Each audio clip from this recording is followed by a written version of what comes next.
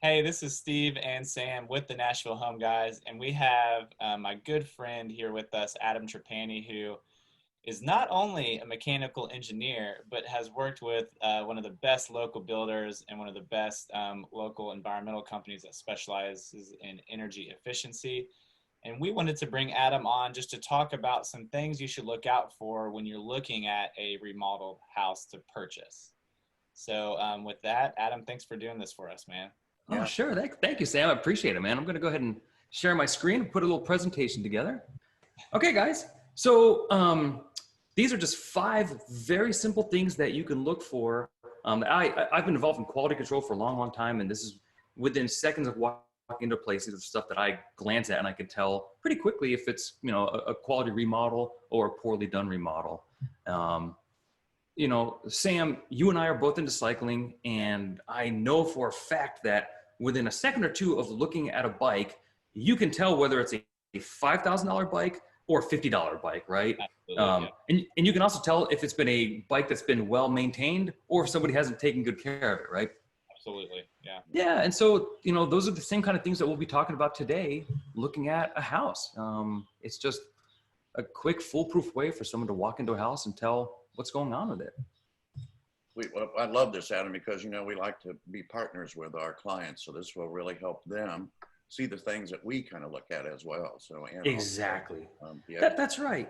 And as you guys know, as agents working with homeowners, when you're shopping for a house, I mean, there's so much stuff to think about: the school district, sidewalks, the layout of the house, that sometimes you can kind of overlook. Well, what quality is the stuff in the house, and how well was the remodel done? You can hire a home inspector. And I do some home inspections on the side for my friends, and home inspection is a great, super important aspect of a home purchase. But I always need to remind people, a home inspector is really just there to make sure that everything's working properly and that everything is safe. So the electric panel, the plumbing system, that's what they're really there for. They're looking for rot that you can't see. But they're not going to make any comments as far as like, did this person do a good job with the hardwood floors? Did they hire somebody great to put in the cabinetry? They're not supposed to be looking for that. Right. And so hopefully today we can kind of help talk through some of that stuff. So yeah, you need to be able to tell, did a DIYer do this house flip, or was this a professional remodel? Those are 2 very different things. and if they're not done properly, very expensive things to fix. That's exactly right. It's always cheaper to do it right the first time, for sure. And you guys know this too. It is okay if you're able to pay a little bit more for a much higher quality house. Yes. So these are the 5 things that anybody with no expertise can look at within seconds of walking into a house to see whether or not those particular items are high quality, or even as an indication as to the kind of the overall quality of the remodel. We could do a 2,000-hour course on how to properly build a house. That's not what this is. This is just at a glance, very simple stuff. Right. So the first thing that I look for when I walk into a house is the floors. If it has hardwood floors, I look down and immediately I'm looking for, can I see sanding circles or drum marks? Are there any stair stepping in the wood? Are the boards, are they really long or are they short? And did they use rift and quartered wood or plain sawn wood? And these 4 things may or may not make sense to you guys or to anybody watching this. So I've got some photos here. These are the sanding circles that you want to look for. You can kind of see that they were using a circular sander, especially around the edges. This is particularly, you'll see these around the edge of the room. We call it haloing in the industry. Telltale sign of a DIY job. Those spinning sanders, it's called an edger. They're very hard to use. It takes a lot of practice, and DIYers always get it wrong. And while they're sanding, they don't see their marks, but once you put the finish on, it actually accentuates the sanding circles. Is that from them leaving the sander too long on that particular area? It's a matter of like how much force they were putting down on it. A lot of times they'll use too harsh of a grain, so like a really low grain sandpaper. They didn't go up to a higher grit. So it's a number of those things. Okay. these are also, you'll see these everywhere with DIY jobs. It's called a drum mark. And when you are sanding a floor, you're actually using a drum sander, which basically is, it looks like a vacuum cleaner that has a rolling pin on the bottom of it. And the rolling pin is wrapped with sandpaper. And, you know, you move it forward for, 5 or 10 feet, and then you move it back for 5 or 10 feet. And when you move it forward and then stop, you're supposed to bring that sanding drum up before you bring it back down and bring it back. And DIYers have trouble learning how to do that. And so that split second that they're stopped there, that drum is sanding that divot into the wood. So that's another telltale sign of a DIY flooring job. So this isn't necessarily a matter of like a quality install or not, but rift and quartered, which are these two in the middle, and oftentimes they'll be sold together as rift and quartered. That's a more premium product. It's a very expensive cut to do at the mill because it takes a lot longer and it takes really special equipment, but it's considered more of a premium wood. So if I see rift and quartered wood, I'm thinking to myself, this is a pretty high quality wood. They at least spent extra money on nicer wood. Plain sawn, which is what you see in cheaper houses or cheaper rebuilds. Again, it's perfectly fine. It's just it has these U shapes, and that's kind of indicator that it's more of a cheaper kind of plain stock wood. And is that more of like an aesthetic thing that people are looking at, or does that have any effect on the total life of the hardwood floor or durability? Maybe like, Great question. Drop something, whatever. Totally. If you do a good job installing plain sawn wood, it will be zero difference over the longevity. It has nothing to do with the quality of the final product. It's really just more about the aesthetics. Awesome. So yeah, in starter homes, you'll see people save money, which is fine, by using plain sawn wood. When you start getting into like custom, more expensive homes, you should start seeing some of this more premium rift and quartered. And then this is the dreaded stair stepping that we were talking about. This means somebody really didn't put any thought into the installation. And so you've got the stair stepping, if you can see that. Yeah. You want to look for randomized install. So all the pieces are kind of interlocking in a random way. That's a quality install. Stair stepping means it was either a DIYer or maybe like a handyman that does not specialize in wood floors. And stair stepping will probably reduce the life of the floors or make it more difficult to maintain. Yeah, that's right. They're going to be more prone to squeaks. They don't interlock quite as well. So it's an aesthetic thing where it looks really bad, but it also actually can cause some other issues. Excellent. So after I'm done looking at the floors, I go right to the kitchen. And, again, if it's a starter home and it has, kind of cheaper cabinets, I'm okay with that. But if this is a nicer home, I want to see good quality cabinets. And easy ways to look for that are dovetail joints in the drawers. Then the cabinet boxes, I want to see that they're made out of plywood, not MDF, not particle board, but actually plywood boxes. And then also that they're using, nicer hardware. So it should be really high quality, smooth, soft closing hardware. You can tell when you're opening a drawer and you're opening a cabinet, you kind of have, it's like opening the door to a Mercedes, right? You can just tell it's higher quality than a cheaper car. And here's what they look like. So that's a dovetail. They're on the left side. And open a drawer. If it's dovetail, it's a high quality drawer. The end. If it's a butt joint that has been like stapled together or pinned together with nails, that's a cheap cabinet system. That's a cheap drawer. Yeah, and I'll say on my first remodel that we did in our personal house, we used butt joint soft closed drawers, so they look really nice, they feel nice, but then after about 6 months of using them, they were all pulling apart. The staples were pulling apart. Yeah, I mean, and then the company actually told us that you can't put that many plates in like one of our big drawers. We're like, well, that's what we have it for. It's the plates in it. Exactly. And I will say this is one thing to look for. If you are looking at a house that has been flipped, you can buy beautiful looking cabinets, and flippers often do this, beautiful looking cabinets that are really cheaply made. And so particle board boxes and then butt joints, and that's cheap stuff. And so that's what we're talking about. So plywood in the middle there, that's what the cabinet should be made out of. And when you open a cabinet door, on the inside, you should actually see wood grain. You should not see like you guys know what like particle board looks like, right? If you see it. So if you open the drawer to the cabinet and the box is made out of particle board, it just means it's cheap. It doesn't mean walk away. Again, if you're buying a starter home, that's okay. But a nicer home really should have plywood. And we're not talking about the cabinet faces. We're talking about the boxes. So we've looked at the floors. We've looked at the cabinets. Then I look at the tile. I want to see, did a DIYer do this tile? Because I will say hardwood floors and tile, those are the two things that DIYers, I swear, people watch HGTV and they see these half-an-hour programs of people doing tiling and wood, and it looks easy.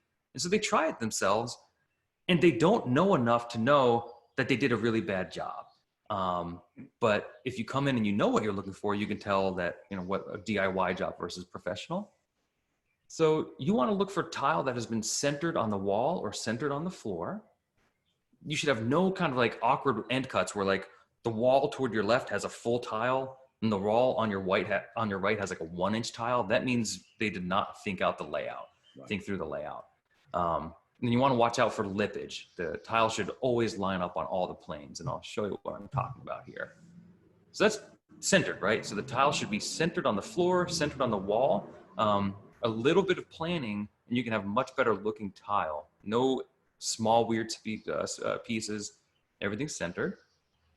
Again, a DIYer, if you want to see DIY, you'll notice in a corner, there'll be a full tile, and then they built out the rest of the room from there. That's a telltale sign of someone who did not know what they were doing. And that's just easier and takes less planning, correct? I mean, exactly. It's easier. It takes less planning. It means they don't have experience. It just means that they started laying down the tile without taking a minute to really lay it out. And then this is lippage. And you see this a lot in flips that people have done a poor job in. So do you see how Steve and Sam, I've known you guys for 15 years. Do you see how these tiles, the corners of them don't really line up? Yeah. That's lippage.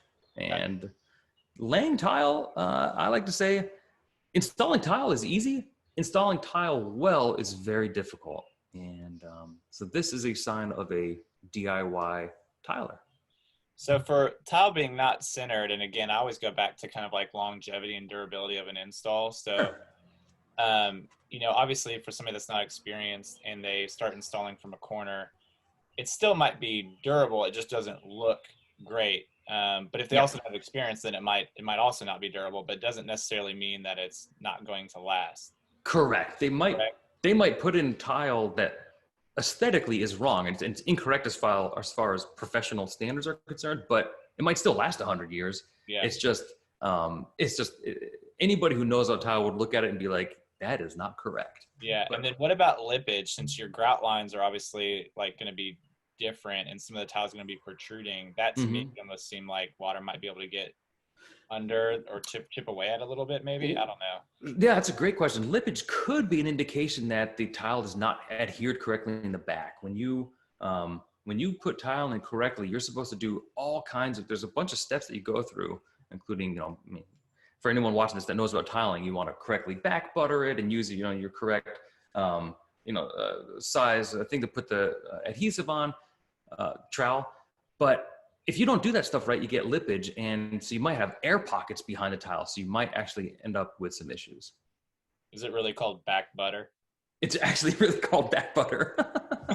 Yep, that is actually an industry term. I want to confirm. Yep. So you guys will have to stop me here because I love HVAC systems. This is what I studied at school. I'm obsessed with them. And I've talked to you guys many times about this stuff, but in my opinion, a majority of HVAC systems down here in the South have been installed incorrectly. And the reason that's a problem in the South is because our HVAC systems are tasked with two things down here. They're supposed to control the temperature, but they also need to control the humidity. So in a drier climate, you can kind of get away with, cheap systems. More so than down here, but down here you can really run into issues. So I will go walk outside a house. I'll go out to the outside unit, the condenser unit, and I'll check the serial number. And that's a great way to see what size the unit is. So if it's always in factors of 12. So if the serial number is, XYZF12TY, Well, the 12 indicates that it's a 1 ton. It's 12 per ton. So if that was the 24 TY, well, that's a 2 ton. If it's the 30 TY, that's a 2.5 ton. And you want to check the tonnage because you want to see if this HVAC contractor used these old school rules of thumb that a lot of the old guys down here use, which is 600 square feet per ton, which is not necessarily the way to size a system. To properly size a system, you need to do a bunch of calculations. It takes a good long while. It takes really sophisticated software to get you the actual size of a system for a house. And but the cheaper guys will just say, we'll just do about 600 square feet per ton. And so it's amazing how many times you go into an 1,800 square foot house and there are 3 tons. 3 tons, yeah. Or you go into a 2,400 square foot house and there are 4 tons. That means they did not do calculations. They just used the square foot. So I've talked to HVAC contractors before, and they said, well, it's good just to like go up a half ton in your house or whatever, because a bigger unit will be able to handle the load easily. Right. Yeah, it's tricky. I'm glad you brought that up because oversizing is a huge problem down here. HVAC contractors, they oversize stuff because they don't want to get calls on those super hot days that a HVAC system isn't keeping up, right? So there are literally 7 days per year in Nashville where it's above 95 degrees. We might think that that happens more often than that, but it's actually only 7 times per year, 7 days a year. And if you start sizing your equipment only to be able to keep you at 68 degrees inside on those super hot days, well, it's going to be too big the rest of the year. And what happens with a too large system is that it can cool down a house so fast that it didn't have time to cycle through all the air and remove the moisture. So you end up with cold, high humidity air, and it's not comfortable. So you keep turning the thermostat down because you aren't comfortable. Well, if you have a properly sized HVAC system, then it's actually just purring along at a slow speed, and it's removing moisture while also giving you a good temperature. Awesome. Okay, that makes sense. Yeah, and I'll also say, if you want a system that can purr along during the mild parts of the year, but then also keep up during the hottest or coldest, then spend a little bit extra money, get variable speed. It's the best upgrade you can do with HVAC. Unfortunately, there's no way to tell at a glance if they don't say variable speed on them, but you can just Google the model number from the outside unit, and the company's website should tell you. And these are the 3 things that I look for on HVAC. Adam, can you speak a little bit more into the variable speed? Sure. Yeah, so variable speed means that, so imagine you get into your car on a super hot day, right? And it's, you hop in your car and it's 120 degrees inside your car. Well, what are you going to do? You turn the air conditioning on to its maximum capacity. You just want to get blasted. And within a few minutes, it's cooled down the interior of your car so much that you can turn down the fan speed because you're like, okay, now I just need it to kind of cool a little bit because I've already done the majority of the cooling. Yeah. Well, a variable speed model inside a house, it does the same thing, but it does it automatically. So if it needs a big temperature swing, it can really ramp up and use a high fan speed, and actually do a high compressor speed too, but that's too complicated for this conversation. But it can also ramp down if you're just getting close to your temperature setting. It'll just purr along at a really slow speed and keep your air fresh, keep removing that moisture without necessarily changing the temperature. Which would make it cheaper to run. Yes, and I will tell you, if you're going to be in a house for 5 or 10 years, this will pay for itself. These upgrades, I'm telling you, the comfort is worth it. And you guys know this. I mean, Sam, you put in a pretty good system at your house. You know that when you have equal temperature throughout your house and low humidity during the summer, you are happy in that house. But if you have a system that's coming on and off all the time because it's so huge, it just blasts for 2 minutes and then it turns back off. It's annoying, it's noisy, and it wastes a lot of energy. So yeah, Steve, these systems do pay for themselves in a number of years. Excellent. Awesome. So the last thing I look for when I walk into a house is just the overall design. And again, we could do a whole episode about that, but 2 quick things you can look for is, are things centered? Because an interior designer or an architect, they'll actually design a home or remodel where things are centered. And I mean like lights centered with the windows, the the window on the left wall centered with the door on the opposite side of the hall. Trim work. If you have mini splits on, above a door, is it centered above the door? I mean, those are all signs that a professional designer designed the place, and then that professional is actually, installed them. Yeah, I've seen stuff for like crown molding has been, it probably had leftover crown molding and there's like 3 seams on one wall that they tried to caulk over or something. Exactly. That's right. Exactly. You can telltale sign that, like, again, they just didn't really care. And you see that a lot in the DIY house flips. You got to watch out for that. And so I look to make sure things are centered. It's really as simple as that. And then I look for thoughtful lighting design. I know this is always funny, but like if a house flip or remodel is full of boob lights, that means, boob lights come like 10 lights per pack for $50. They're super cheap at Home Depot. And they're easy to install, but they're cheap. It's not good lighting design. That is a that is a industry term, huh? Believe it or not, in the industry, they are actually called boob lights. In fact, just to show you guys, here's what happens when you Google boob lights. So there are the boob lights that we're talking about. And you see these in cheap remodels all the time. And very common. And you guys know, having good lighting in a space can make the entire space transformed. Good lighting versus poor lighting is a huge difference. It's such an enhancer for a house. It is. And that's what it looks like, right? This is thoughtful lighting design. So you see how it has multiple layers. You've got a chandelier, you've got in-ceiling lighting, you've got sconces on the walls, and then once the house is furnished, you've also got floor lighting. So it's coming to you at multiple layers, different colors for different times of day. And it's a really bright room. This all makes a huge difference in a house, but it's not cheap, so when you're remodeling or building a house, you could tell, you can tell if someone put a little bit of thought and spent a little bit extra money making good lighting. Yeah.